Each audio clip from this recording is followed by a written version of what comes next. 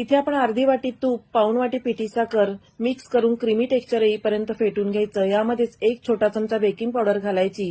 आता baking powder घालून mix करून झाल्यानंतर 1 वाटी इतकं गव्हाचं पीठ, 3 चमचे बारीक रवा आणि 1 चमचा बेसन घालून हे मिश्रण तयार करून घ्यायचे आहे।